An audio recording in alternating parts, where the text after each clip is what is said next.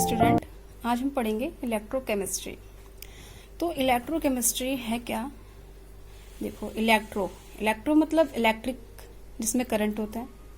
Chemistry में कुछ ना कुछ केमिकल रिएक्शन होगी, मतलब हम पढ़ेंगे इसमें इलेक्ट्रिसिटी भी होगी और केमिकल रिएक्शन भी होगी।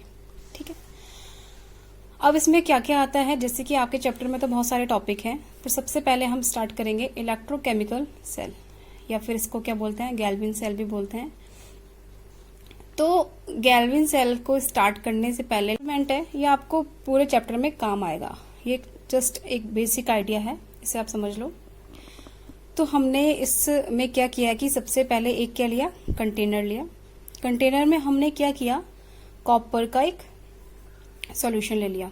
ठीक है, एक्वस में है, सॉल्यूशन की बात करेंगे तो एक्वस ही होगा। और जो ये कॉपर सॉल्यूशन है, आप बहुत सारे स्टूडेंट जानते होंगे कि ये किस में होता है, ब्लू कलर में होता है। ठीक है, अब हमने जो कंटेनर में एक कॉपर का जो सॉल्यूशन लिया, उसमें हम क्या करते हैं, एक जिंक रॉड डाल देते हैं।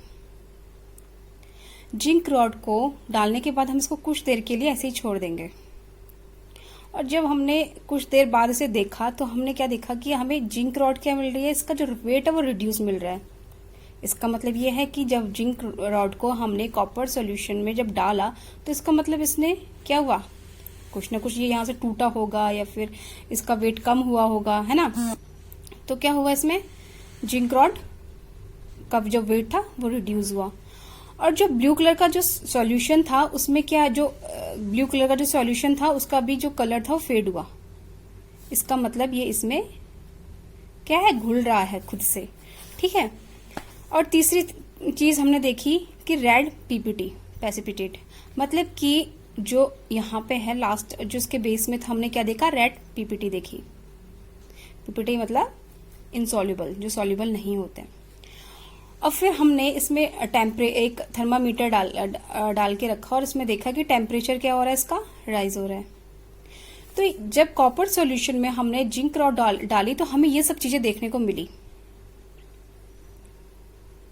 अब ये किसी ना किसी वजह से तो हुआ ही होगा, है ना, कुछ ना कुछ रिएक्शन हुई होगी, केमिकल रिएक्शन हुई होगी, कुछ ना कुछ हुआ होगा, है ना। जैसे जैसे हमने जिंक रॉड डाला तो इसका मतलब ये इसमें गला होगा, तभी इसने यहाँ पे इसके पीपीटी बनी रेड, है ना। इसका वेट क्या हुआ, रिड्यूस हुआ। इसका मतलब कुछ ना कुछ केमिकल रिएक्शन हुई, कुछ ना कुछ इसके पीछे मैकेनिज्म है। अब हम उस मैकेनिज्म को समझेंगे। तो जो हमने यहाँ पे जिंक रॉड यूज करी, देखो जिंक रॉड में जब ये क्या था, सॉलिड था, हमने एक्वस में डाला। अब कुछ ना कुछ तो उसने अपने इलेक्ट्रॉन लूज किए ही होंगे, तभी तो क्या हुआ, जो हमारा सॉल्यूशन था वो क्या हुआ, उसमें जो कॉपर का ब्लू कलर था वो क्या, रिड्यूस होने लगा। रेड पीपीटी हुई, जिंक रॉड रिड्यूस हुई। अब जब उसमें हमने रॉड डाली और उसका जो सॉल्यूशन का कलर चेंज हो रहा है, या फिर जो उसमें ब्लू कलर था वो रिड्यूस्ड हुआ, उसमें रेड पीपीटी बनी, और रेड कलर हमें पता है किसका होता है। तो इसका मतलब कि अपने इलेक्ट्रॉन लूज कर रहे हैं, है ना। तो जब इलेक्ट्रॉन लूज करेगा उसे हम क्या बोलेंगे, ऑक्सीडेशन बोलेंगे। किसका, जिंक का, जिसकी हमने रॉड डाली थी। और फिर जो कॉपर है, ये जो कॉपर है ये क्या कर रहा है, आप जानते हो कि कॉपर CuSO4 में कॉपर के कितने 2+ आयन्स होते हैं। ठीक है, तो ये क्या करेगा कि जब इसमें आपको पता है कि जब ये चीज यहाँ पे गल रही है, यहाँ पे इन्वॉल्व हो रही है, तो ये क्या करेगा, कहीं ना कहीं उस चीज को तो गेन करेगा ही, जो इलेक्ट्रॉन Zn दे रहा है। तो ठीक उसी तरीके से रिडक्शन ऑफ कॉपर होगा। तो जो दो ये इलेक्ट्रॉन थे, ये क्या करेगा, इसको लेगा, ऑफ कोर्स, तभी तो इसका ब्लू कलर रिड्यूस हुआ, है ना। तो ये क्या बनेगा, ये एक्वस में था और ये क्या, सॉलिड की तरफ कन्वर्ट हो रहा है। तो ये क्या बन रहा है, ब्लू से रेड, और ये क्या होगा, रिडक्शन ऑफ कॉपर।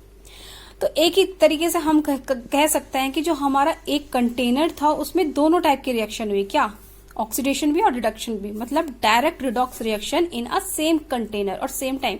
मतलब हमारा क्या हो रहा है कि एक ही कंटेनर में ऑक्सीडेशन भी हो रहा है, रिडक्शन भी हो रहा है, मतलब डायरेक्ट हमारा रिडॉक्स रिएक्शन हो रही है। स्पॉन्टेनियस रिडॉक्स रिएक्शन भी कह सकते हैं। स्पॉन्टेनियस मतलब जो खुद से हो रही है, उसमें हमें कुछ भी एफर्ट नहीं डालना पड़ रहा, और वो क्या खुद से हो रही है, उसे बोलते हैं स्पॉन्टेनियस। ठीक है, अब जो हमारी यहाँ पे रिडॉक्स रिएक्शन होगी तो हम इसको इस तरीके से भी कह सकते हैं कि जो हमारी गिब्स फ्री एनर्जी होती है वो लेसर देन होती है 0। इस तरीके से मैंने लिखा है। ठीक है। या फिर जब एनर्जी रिलीज हो रही है वो हमें किस रूप में मिल रही है, हीट में, ठीक है। तो इस तरीके से हमने जो ये बेसिक आइडिया अभी इस चीज का लिया, और यही चीज आपके पूरे चैप्टर में समझ में आपको आगे पढ़नी है। अगर आपको ये समझ में आ गई तो आपको इजी रहेगा आगे करने में। Thank you.